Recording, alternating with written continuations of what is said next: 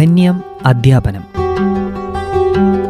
പുരസ്കാര ജേതാക്കളായ അധ്യാപകരെ പരിചയപ്പെടുത്തിക്കൊണ്ടുള്ള പരിപാടി. നിർവഹണം ഭാഗ്യലക്ഷ്മി. നമസ്കാരം. ധന്യം അധ്യാപനത്തിലേക്ക് പ്രിയ ശ്രോതാക്കൾക്ക് സ്വാഗതം. ഈ പരിപാടിയിൽ ഇന്ന് പരിചയപ്പെടുത്തുന്നത് ഇത്തവണ മികച്ച അധ്യാപകനുള്ള സംസ്ഥാന പുരസ്കാരം സ്വന്തമാക്കിയ കൽപ്പറ്റ SKMJ ഹയർ സെക്കൻഡറി സ്കൂളിലെ കൊമേഴ്സ് അധ്യാപകൻ അജിത് കാന്തിയെയാണ്. അദ്ദേഹത്തിന്റെ അധ്യാപന ജീവിതാനുഭവങ്ങൾ കേൾക്കാം ഇന്ന് ധന്യം അധ്യാപനത്തിലൂടെ. നമസ്കാരം സാറേ, റേഡിയോ മാറ്റുലിയിലേക്ക് സ്വാഗതം. Okay, thank you. റേഡിയോ മാറ്റുലിയുടെ അഭിനന്ദനങ്ങൾ ആദ്യമേ സാറിനെ അറിയിക്കുകയാണ്. സാറിനെ ഒന്ന് പരിചയപ്പെടുത്താമോ? ഓക്കെ, ഞാൻ അജിത് കാന്തിയാണ്. SKMJ ഹയർ സെക്കൻഡറി സ്കൂളിൽ കൊമേഴ്സ് അധ്യാപകനായി വർക്ക് ചെയ്യുന്നു. 18 വർഷത്തോളമായി ഈ സ്കൂളിൽ ജോലി ചെയ്യുന്നുണ്ട്. അതിനു മുൻപ് ഒരു 7 വർഷത്തോളം താൽക്കാലിക അധ്യാപകനായി പല സ്കൂളുകളിൽ വർക്ക് ചെയ്തിരുന്നു. എൻ്റെ സ്വദേശം മീനങ്ങാടിയാണ്.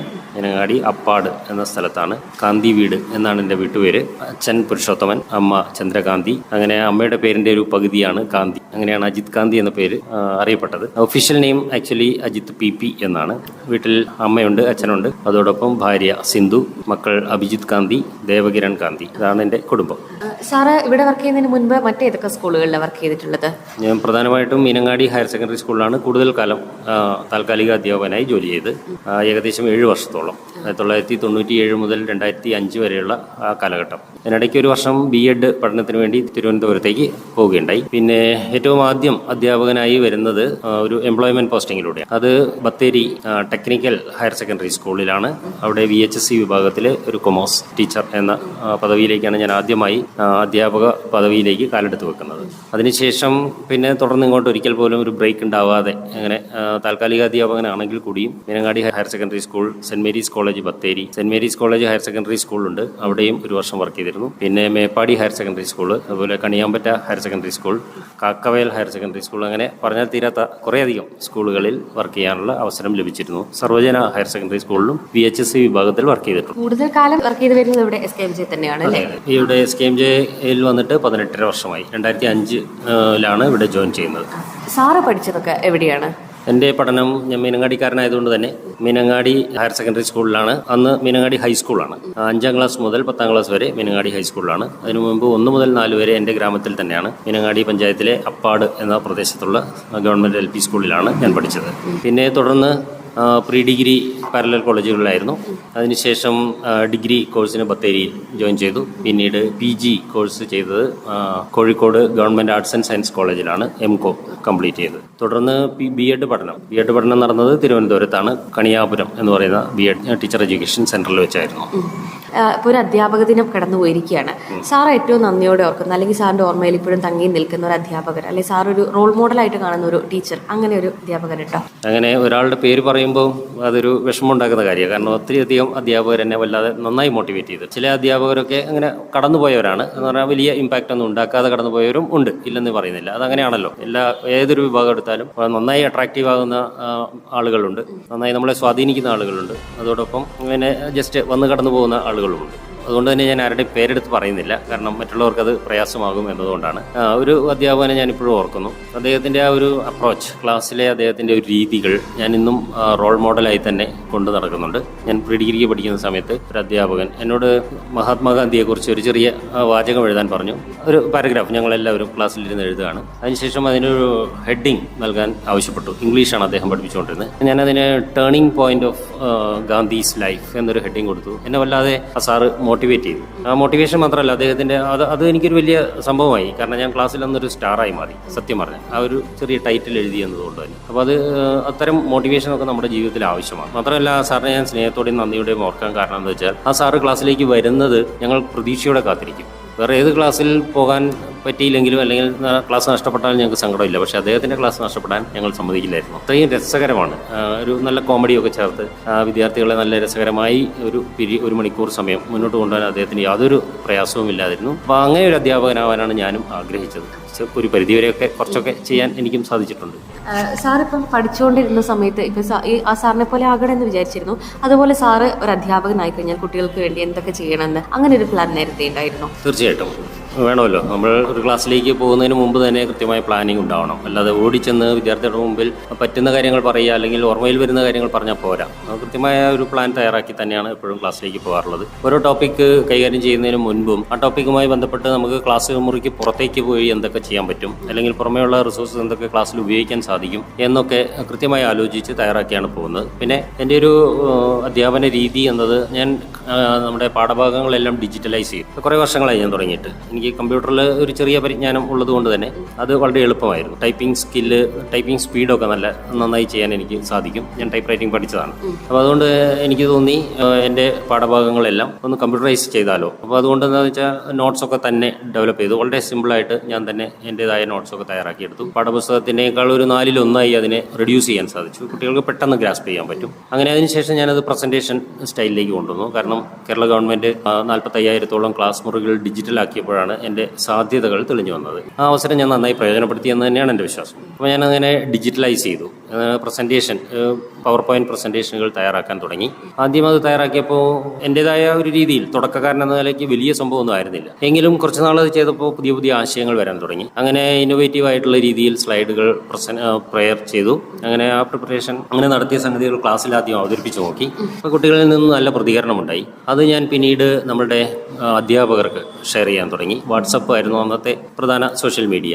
അങ്ങനെ വാട്സപ്പ് വഴി അതൊക്കെ ഷെയർ ചെയ്തപ്പോൾ നല്ല പ്രതികരണമുണ്ട്. അത് അവർ ക്ലാസ്സുകളിൽ പ്രയോജനപ്പെടുത്താൻ തുടങ്ങി. കാരണം ആ ഒരു സ്കില്ല്, ഈ പവർ പോയിന്റ് പ്രസന്റേഷൻ എല്ലാവർക്കും ഉണ്ടാക്കാനൊക്കെ സാധിക്കും. എന്നാലും ഞാൻ ചെയ്യുന്ന ഒരു പ്രത്യേക രീതിയിലായതുകൊണ്ട് അത് കുട്ടികൾക്ക് പെട്ടെന്ന് കണ്ടുപഠിക്കാൻ പറ്റുന്ന ഒരു സാഹചര്യം ഒരുങ്ങുകയാണ് അവിടെ ഉണ്ടായത്. കാരണം ചിത്രങ്ങളുടെ രൂപത്തിൽ ഓരോ ചെറിയ കണ്ടന്റ് പോലും ചിത്രങ്ങളുടെ രൂപത്തിൽ കൂടി അവതരിപ്പിക്കാൻ തുടങ്ങി. കണ്ടന്റിനോടൊപ്പം ഒരു ഇമേജ്, അതിന് സ്യൂട്ടബിൾ ആയിട്ടുള്ള ഒരു ചിത്രം അവിടെ ഉണ്ടാവും. അപ്പോൾ അങ്ങനെ കണ്ടുപഠിക്കുന്ന ഒരു സാഹചര്യത്തിലേക്ക് കാര്യങ്ങൾ മാറി. അത് മറ്റ് അധ്യാപകർ സ്വീകരിക്കാൻ തുടങ്ങി. മറ്റ് വിദ്യാർത്ഥികൾക്കും അത് വലിയ സന്തോഷമായി. അങ്ങനെ ഞാൻ തയ്യാറാക്കുന്ന ഈ കണ്ടന്റുകൾ പ്രത്യേകിച്ചും വയനാട്ടിലാണ് ആദ്യം സർക്കുലേറ്റ് ചെയ്ത് തുടങ്ങിയത്. കാരണം വാട്സപ്പ് വഴിയാണല്ലോ ചെയ്തത്. അങ്ങനെ ഒരു 4-5 വർഷം അത് മുന്നോട്ട് പോവുകയും പിന്നീട് വയനാടിന് പുറത്തേക്ക് കൊടുക്കാൻ തുടങ്ങി. അങ്ങനെ ഈ വാട്സപ്പിൻ്റെ ഒരു പ്രശ്നം എന്ന് പറഞ്ഞാൽ, ഈ സോഷ്യൽ മീഡിയൻ്റെ ഒരു പ്രശ്നം എന്ന് പറഞ്ഞാൽ, ഒരിക്കലും നമ്മൾ കൊടുത്ത സംഗതികൾ പിന്നീട് അവർക്ക് വേണമെന്ന് മുമ്പ് സ്ക്രോൾ ചെയ്ത് നോക്കിയാൽ കിട്ടാൻ പ്രയാസമാണ്. ചിലതൊക്കെ ഡിലീറ്റ് ചെയ്ത് പോകും, സ്റ്റോറേജ് ഉണ്ടാവില്ല. അപ്പോൾ അതുകൊണ്ട് തന്നെ വീണ്ടും ഇവരെ ഇങ്ങനെ ഡിമാൻഡ് ചെയ്യാൻ തുടങ്ങും. അങ്ങനെ വന്നപ്പോൾ എനിക്ക് മനസ്സിലായി ഇത് നല്ല ഡിമാൻഡുള്ള സംഗതിയാണ്. എന്നാൽ ഞാൻ ഒരിക്കലും അത് പണം വാങ്ങിക്കൊണ്ട് അല്ലെങ്കിൽ ഒരു പ്രതിഫലം വാങ്ങിക്കൊണ്ട് ചെയ്യണമെന്ന് ഇന്നുവരെ ആഗ്രഹിച്ചിട്ടില്ല, ഒട്ടും സ്വീകരിച്ചിട്ടുമില്ല. എല്ലാം തികച്ചും സൗജന്യമായി ചെയ്യണമെന്ന് തന്നെയാണ് എൻ്റെ ആഗ്രഹം. ഇപ്പോഴും അങ്ങനെ തന്നെയാണ് നടക്കുന്നത്. അപ്പോൾ അങ്ങനെ വന്നപ്പോൾ എനിക്ക് തോന്നി ഈ വാട്സപ്പ് പോലുള്ള മീഡിയം പോരാ, പകരം അതൊരു സ്ഥിരമായ ഒരു വെബ്സൈറ്റ് പോലുള്ള സംവിധാനത്തിലേക്ക് മാറ്റണം എന്ന് തോന്നി. എൻ്റെ അടിസ്ഥാനത്തിൽ സ്വന്തമായി ഞാനൊരു ബ്ലോഗ് സ്റ്റാർട്ട് ചെയ്തു. ആ ബ്ലോഗിൻ്റെ പേര് HSS വോയിസ് എന്നാണ്. ഗൂഗിളിൽ സെർച്ച് ചെയ്താൽ കിട്ടാവുന്നതേ ഉള്ളൂ, വളരെ എളുപ്പത്തിൽ ആക്സസ് ചെയ്യാം. അങ്ങനെ ആ ബ്ലോഗിലേക്ക് കൃത്യമായി ഓരോരോ പേജുകൾ സെറ്റ് ചെയ്തു. ഓരോ വിഷയത്തിനും. ഓരോ വിഷയം എന്ന് പറഞ്ഞാൽ ഞാൻ കൈകാര്യം ചെയ്യുന്ന കൊമേഴ്സ് അധ്യാപകനായതുകൊണ്ട് തന്നെ അക്കൗണ്ടൻസി, ബിസിനസ് സ്റ്റഡീസ് +2 വിഭാഗത്തിൽ ഈ +1 +2. അപ്പോൾ ഈ അങ്ങനെ 4 പേപ്പറുകളാണ്. First year accountancy, second year accountancy, business സ്റ്റഡീസും ഫസ്റ്റ് ഇയർ, സെക്കൻഡ് ഇയർ. അങ്ങനെ 4 പേജുകൾ സെറ്റ് ചെയ്തു. ആ പേജുകളിൽ കൃത്യമായി അടുക്കും ചുറ്റിയോടും കൂടി ഓരോ ചാപ്റ്ററിൻ്റെയും നോട്ട്സ് തയ്യാറാക്കിയതും ദെൻ പ്രസൻറ്റേഷൻ തയ്യാറാക്കിയതും കൃത്യമായി ആർക്കും പെട്ടെന്ന് ഡൗൺലോഡ് ചെയ്യുന്ന രീതിയിൽ സെറ്റ് ചെയ്ത് കൊടുത്തു. അതിനുശേഷം ആ ബ്ലോഗ് സ്റ്റാർട്ട് ചെയ്ത് ഒരു 4-5 മാസം മുന്നോട്ട് പോയി. അപ്പോൾ നമ്മൾ വാട്സപ്പ് പോലുള്ള മീഡിയം ഉപയോഗിച്ചുകൊണ്ട് ഇതിൻ്റെ ലിങ്കുകൾ ഷെയർ ചെയ്തു. പിന്നീട് വാട്സപ്പിൽ തന്നെ ഗ്രൂപ്പ് ക്രിയേറ്റ് ചെയ്തു.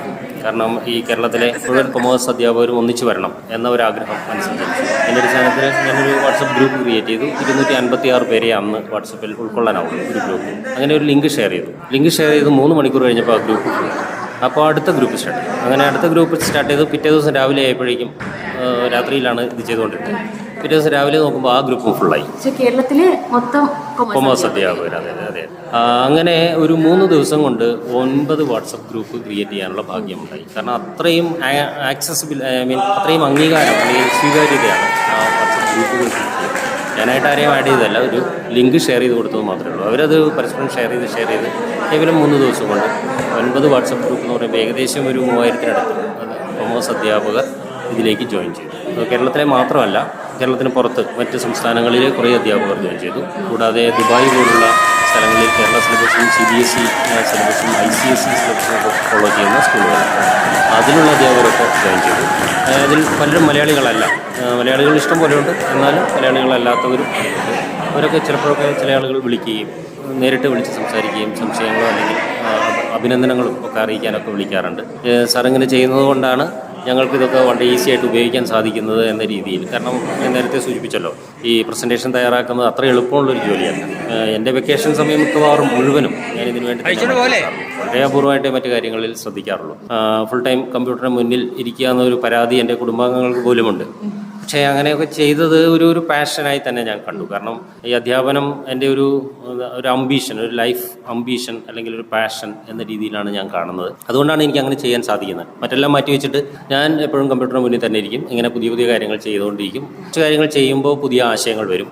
ആ ആശയങ്ങൾക്കനുസരിച്ച് അതിനെ മോഡിഫൈ ചെയ്തുകൊണ്ടേയിരിക്കും. അപ്പോൾ നമ്മുടെ ഡിജിറ്റൽ കണ്ടൻറ്റ് അങ്ങനെ വരുമ്പോൾ ഓരോ മാസവും അല്ലെങ്കിൽ ഓരോ വർഷവും അത് എഡിറ്റ് ചെയ്ത് പുതുമകൾ വരുത്തിക്കൊണ്ടിരിക്കുന്ന ഒരു സംവിധാനത്തിലൂടെയാണ് മുന്നോട്ട് പോകുന്നത്. കുട്ടികൾ ഈ ഒരു രീതിയോടെ എങ്ങനെയാണ് പ്രതികരിക്കുന്നത്? അത് പലപ്പോഴും ഞാൻ കുട്ടികളോട് ചോദിച്ചിട്ടുണ്ട്, മക്കളെ ഈ പ്രൊജക്ടറും സംവിധാനവും ഒക്കെ വേണോ? അത് വെറുതെ ഒന്ന് പരീക്ഷിക്കാൻ വേണ്ടിയൊക്കെ ചോദിച്ചു നോക്കണം. അതിൻ്റെ ആവശ്യമുണ്ടോ? നിങ്ങൾക്ക് അത് കാണുമ്പോൾ കണ്ണിന് വിഷമമുണ്ടോ? അപ്പോൾ അവർ പറയും വേണം, അത് കണ്ടുപിടിക്കുന്നത് തന്നെ അസുഖം എന്ന് പറഞ്ഞ് നല്ല ഒരു പ്രതികരണം അവരുടെ ഭാഗത്തു നിന്നുണ്ടായി. ഇപ്പോൾ 100% എൻ്റെ ക്ലാസ്സുകളും ഈ സംവിധാനത്തിലൂടെ ഡിജിറ്റൽ കണ്ടന്റ് ഉപയോഗിച്ചുകൊണ്ട് തന്നെയുള്ള പഠന രീതിയാണ് മുന്നേറുന്നത്. ഈ സ്കൂളിലെ മറ്റ് അധ്യാപകരും സാറിൻ്റെ ഒരു രീതി അങ്ങനെ പിന്തുടരുന്ന അധ്യാപകരുണ്ടോ? തീർച്ചയായിട്ടും ഓരോരുത്തരും അവരെ കൊണ്ട് കഴിയുന്ന രീതിയിൽ ഡെവലപ്പ് ചെയ്യാനുള്ള ശ്രമങ്ങൾ നടത്തുന്നുണ്ട്. ദെൻ മറ്റ് സബ്ജക്റ്റിലുള്ളവരെ എനിക്ക് പോയി നേരിട്ട് സഹായിക്കാൻ പറ്റിയെന്ന് വരില്ല. പക്ഷേ എങ്കിലും, അതായത് പ്രസൻറ്റേഷൻ ഉണ്ടാക്കി കൊടുക്കാൻ പറ്റിയെന്ന് വരില്ല. എങ്കിലും അവർക്ക് അതിൻ്റെ ടെക്നിക്സ് ഒക്കെ ഞാൻ പറഞ്ഞു കൊടുക്കാറുണ്ട്. എന്നോട് ചോദിച്ചാൽ തീർച്ചയായിട്ടും പറഞ്ഞു കൊടുക്കാറുണ്ട്. മാത്രമല്ല ഇത്തരം ഉപകരണങ്ങൾ ഉപയോഗിക്കാൻ ചില സാങ്കേതിക പ്രശ്നങ്ങളൊക്കെ ചിലപ്പോൾ വരും. ഉദാഹരണത്തിന് ലാപ്ടോപ്പ് വേണ്ട രീതിയിൽ വർക്ക് ചെയ്യുന്നില്ല, പ്രൊജക്ടർ കണക്ട് ചെയ്താൽ അത് ഡിസ്പ്ലേ വരുന്നില്ല. അപ്പോൾ അങ്ങനെ എന്തെങ്കിലുമൊക്കെ ഇഷ്യൂസ് ഉണ്ടെങ്കിൽ ഓടി വരും. എൻ്റെ അടുത്താണ് സാധാരണ രീതിയിൽ വരാറുള്ളത്. അപ്പോൾ ഞാൻ ക്ലാസ്സിലാണെങ്കിൽ പോലും അല്പം ചിലപ്പോൾ ക്ലാസ് ഒന്ന് ഒരു 2 മിനിറ്റൊക്കെ ചിലപ്പോൾ ഡിസ്റ്റർബ് ആയെന്ന് വരാം. പക്ഷേ എങ്കിലും എൻ്റെ വിദ്യാലയത്തിലെ എല്ലാ ക്ലാസ് മുറികളും ഒരേപോലെ ഭംഗിയായി നടക്കണം എന്ന ഒരു ആഗ്രഹം മനസ്സിലുള്ളതുകൊണ്ട് ഞാൻ ഇറങ്ങിച്ചെല്ലും. അവരുടെ കാര്യങ്ങൾ കഴിയുന്നതാണെങ്കിൽ, നമ്മളെ കൊണ്ട് പറ്റുന്നതാണെങ്കിൽ ചെയ്തു കൊടുത്ത് തിരിച്ച് ക്ലാസ്സിലേക്ക് വരുന്ന ഒരു രീതിയാണ്. സാർ ഇപ്പോൾ എത്ര നാളായി ഈ ഒരു രീതി പിന്തുടരുന്നു? 2010 മുതൽ എന്ന് തന്നെ വേണമെങ്കിൽ പറയാം. കുട്ടികളുടെ ഒരു റിസൾട്ട് കിട്ടുന്നതിൽ അതിൻ്റെ ഒരു വ്യത്യാസം കാണുന്നുണ്ടോ? തീർച്ചയായിട്ടും. ഞാൻ പഠിപ്പിക്കുന്ന വിഷയങ്ങളിൽ അത്യാവശ്യം നല്ല റിസൾട്ടാണ്. 100% മാർക്ക് വാങ്ങുന്നവരുടെ എണ്ണം വളരെ കൂടുതലാണ്. അതുപോലെ A+ ഗ്രേഡിലേക്ക് എത്തുന്നവരുടെ എണ്ണവും വളരെ വളരെ കൂടുതലാണ്. പിന്നെ നല്ല മാർക്കാണ്, സ്കോറാണ് കുട്ടികൾ ഈ വിഷയങ്ങളിൽ വാങ്ങാറുള്ളത് എന്ന കാര്യത്തിൽ യാതൊരു സംശയവുമില്ല. അവരുടെ റിസൾട്ട് കാണുമ്പോൾ നമുക്കത് മനസ്സിലാവാറുണ്ട്. ഇനി കുട്ടികളുടെ കാര്യത്തിലേക്ക് വരാം. ഇപ്പോൾ സാറ് പഠിച്ചു വന്ന ഒരു കാലഘട്ടം വെച്ച് നോക്കുമ്പോൾ പഠന രീതികളിലാണെങ്കിലും അധ്യാപകരെ കാണുന്ന രീതിയിലൊക്കെ ഒരുപാട് വ്യത്യാസങ്ങൾ വന്നിട്ടുണ്ടല്ലോ. പ്രധാനമായിട്ടും പ്രകടമായിട്ട് സാറിന് തോന്നിയിട്ടുള്ള വ്യത്യാസങ്ങൾ എന്തൊക്കെയാണ്? കുട്ടികളുടെ സ്വാതന്ത്ര്യം വർദ്ധിച്ചു. അത് കാലഘട്ടത്തിൻ്റെ ആവശ്യമാണ്. കാര്യത്തിൽ നമ്മൾ എതിർപ്പൊന്നും പറയാൻ പാടില്ല, പറയുന്നുമില്ല. സ്വാതന്ത്ര്യം വർദ്ധിച്ചു എന്നത് സംശയമില്ലാത്ത കാര്യമാണ്. അപ്പോൾ അതിനനുസരിച്ച് അധ്യാപകരും ചില മാറ്റങ്ങൾ ഉൾക്കൊള്ളാൻ തയ്യാറായി. അല്ലാതെ പണ്ടത്തെ ഗുരുകുല സമ്പ്രദായവും, പണ്ടത്തെ ഗുരു എന്ന് പറഞ്ഞാൽ ശരിക്കും അതോറിറ്റിയാണ്. എന്നാൽ ഇന്നത്തെ ഗുരു എന്ന് ആരും ഇപ്പോൾ വിളിക്കാറില്ല, വേറെ എന്തെങ്കിലും പേരുകളാണ് ഉപയോഗിക്കുന്നത്. ഓക്കെ, എന്തോട്ടെ. അപ്പോൾ ആ ഒരു കാലഘട്ടത്തിൽ അവിടെ ചോദ്യം ചെയ്യപ്പെടാൻ പാടില്ലാത്ത ഒരു ഗുരുകുല സമ്പ്രദായമൊക്കെ പണ്ട് നിലനിന്നിരുന്നു. ഗുരു പറയുന്നത് ശരിയായാലും തെറ്റായാലും തെറ്റ് പറയില്ല എന്ന വിശ്വാസം ഉണ്ടായിരുന്നു. അപ്പോൾ എന്തായാലും ശരി, അദ്ദേഹം പറയുന്നതാണ് അൾട്ടിമേറ്റ്. എന്നാൽ ഇവിടെ ഇപ്പോൾ അങ്ങനെയല്ല. കാലഘട്ടത്തിൻ്റെ മാറ്റം അനിവാര്യമായ മാറ്റമാണ്. അതിനനുസരിച്ച് വിദ്യാർത്ഥികൾക്ക് കൂടുതൽ സ്വാതന്ത്ര്യം കിട്ടി, അവർക്ക് പ്രതികരിക്കാനുള്ള അവസരമുണ്ടായി. അങ്ങനെ വേണം. ഇപ്പോഴത്തെ കാലഘട്ടത്തിൽ അങ്ങനെ തന്നെ വളരണം. ക്രിട്ടിക്കൽ തിങ്കിങ് ഉള്ള വിദ്യാർത്ഥികൾ നമ്മുടെ മുന്നിലുണ്ട്. അവർ പറയുന്ന അഭിപ്രായങ്ങൾ നമ്മൾ സ്വീകരിച്ചേ മതിയാവും. ചിലപ്പോൾ നമ്മൾ പറയുന്നത് അവർ അംഗീകരിച്ചില്ല എന്ന് വരാം. അപ്പോൾ അതെന്താണെന്ന് കൃത്യമായി വിശകലനം ചെയ്ത് അവരുമായി ചർച്ച ചെയ്ത് ആ പ്രോബ്ലത്തിനൊരു സൊല്യൂഷൻ കണ്ടെത്തി മുന്നേറുന്ന ഒരു രീതിയാണ് ഇപ്പോൾ ഫോളോ ചെയ്യാറുള്ളത്.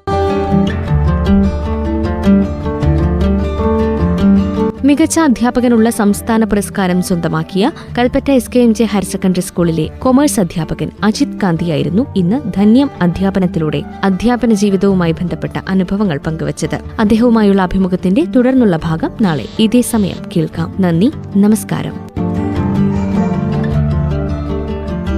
ധന്യം അധ്യാപനം. പുരസ്കാര ജേതാക്കളായ അധ്യാപകരെ പരിചയപ്പെടുത്തിക്കൊണ്ടുള്ള പരിപാടി. നിർവഹണം ഭാഗ്യലക്ഷ്മി.